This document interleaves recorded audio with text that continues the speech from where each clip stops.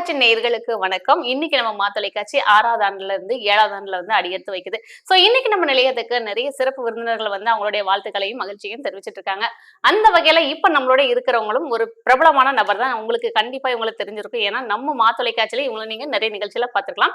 கிட்டத்தட்ட ஒரு 22 வருஷமா பல நிகழ்ச்சிகள் பண்ணி 8000க்கும் மேற்பட்ட நிகழ்ச்சிகளை ஒரு நிகழ்ச்சி தொகுப்பாளரா பண்ணியிருக்காங்க. இது போக அகில இந்திய வானொலி நிலையத்துல அறிவிப்பாளரா இருக்காங்க.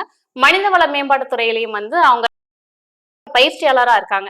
இது கூடவே பாத்தீங்கன்னா சமீபத்துல திரைப்பட நடிகராகவும் புதிய ஒரு அவதாரமும் எடுத்திருக்காங்க. திரு இசைக்கு முத்தையா சார் அவர்கள் தான் நம்ம நிலையத்துக்கு வந்திருக்காங்க. சோ அவங்களை வெல்கம் பண்ணிடலாம். வணக்கம் சார்.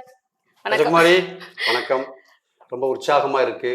ஊக்குவிப்பவர் ஊக்குவித்தால் ஊக்குவித்து கொண்டிருப்பவர் கூட தேக்குவிக்க ஆரம்பிச்சிருவாரு. கண்டிப்பா ஒரு ஊக்கமான வார்த்தைங்கிறது எல்லா உயிர்களுக்கும் தேவை. குறிப்பா பொது வாழ்க்கையில் இருக்கக்கூடிய மனிதர்களுக்கு அது ரொம்ப ரொம்ப தேவை. அந்த ஊக்குவித்தல நீ ரொம்ப சிறப்பாகவே செஞ்சுட்ட. உனக்கு என்னுடைய வாழ்த்துக்கள். தொலைக்காட்சிக்கு என்னுடைய 7வது பிறந்த நாள் நல்வாழ்த்துக்கள். ஹாப்பி பர்த்டே மா டிவி. உனக்கு என்னுடைய ஐஸ்வர்யமான வாழ்த்துக்கள்.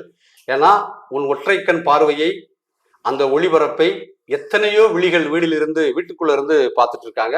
குறிப்பா அந்த பேண்டாமின் கொரோனா டயத்துல லைவ் நேரலை நிகழ்ச்சி நம்ம தொலைக்காட்சி தான் கொடுத்துச்சு. அது மியூசிக் ஷோ மிகப்பெரிய அளவில் சடகோப நம்பியினுடைய பங்களிப்புல நம்ம கொடுத்தோம். புத்தகம் தன்னை தொட்டு பார்ப்பவரிடம் எந்த தகுதியும் பார்ப்பதில்லை.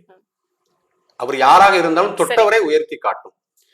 தொலைக்காட்சி நிகழ்ச்சி ஏதாவது ஒரு ஸ்பார்க்கு கண்டிப்பா அவங்க லைஃப்ல இருக்கும், கிடைக்கும். ஏன்னா நிலையத்தில் இருக்கக்கூடிய ஆட்கள் அப்படி சிறந்த ஆட்கள் அதுக்கு பின்னாடி ஒர்க் பண்ணிட்டு இருக்காங்க. 12 பேர் அங்க இருக்கக்கூடிய எல்லாருக்குமே, ராஜா உள்பட, அருள் உள்பட, இசக்கி பாண்டி, நாராயணன், அங்க இருக்கக்கூடிய அனைத்து தொழில்நுட்பர்களுக்கும் நம்மளுடைய வாழ்த்துக்களை நம்ம சொல்லிடுவோம்.